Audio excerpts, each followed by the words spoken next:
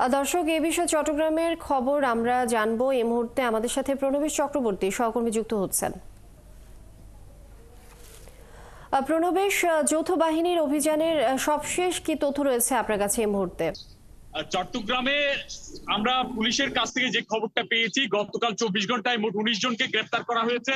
সেখানে নারী কাউন্সিলর সহ এখানে যারা বৈষম্য বিরোধী ছাত্র আন্দোলনের উপর বিভিন্ন ধরনের গুলিবর্ষণ এবং হত্যাকাণ্ড ঘটিয়েছে, যারা মামলার আসামি, চার্জভুক্ত আসামি, তাদের গ্রেপ্তারে পুলিশ অভিযান চালাচ্ছে বলে আমাদেরকে আইন শৃঙ্খলা বাহিনীর পক্ষ থেকে জানানো হয়েছে।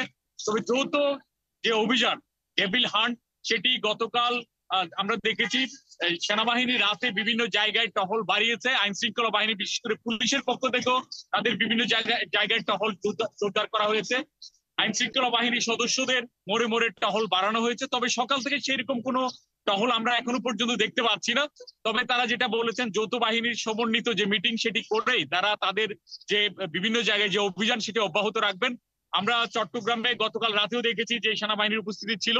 এখানে এম এ আজিজ স্টেডিয়ামে সেনাবাহিনীর একটি ক্যাম্প রয়েছে, সেখান থেকেও তাদের বিভিন্ন টিম চট্টগ্রামের বিভিন্ন শহরে যে পেট্রোল, সেটি অব্যাহত রাখছে। যদিও আমরা সকাল থেকে সেরকম পেট্রোল টিম দেখতে পারিনি, তবে রাতে তাদের কার্যক্রমটি বাড়ানো হবে বলে এখানে যৌথ বাহিনী এবং আইন শৃঙ্খলা বাহিনীর পক্ষ থেকে জানানো হয়েছে।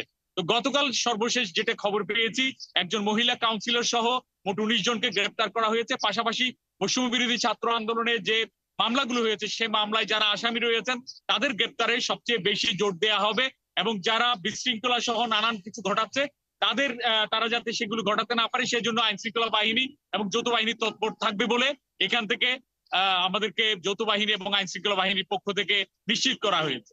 তো এটি ছিল চট্টগ্রাম থেকে সর্বশেষ। প্রণবেশ চক্রবর্তী, আমরা নিশ্চয়ই আরো তথ্য জানবো আপনার মাধ্যমে, আপনি যুক্ত থাকুন। দর্শক, প্রণবেশ চক্রবর্তী চট্টগ্রাম থেকে যুক্ত ছিলেন আমাদের সঙ্গে।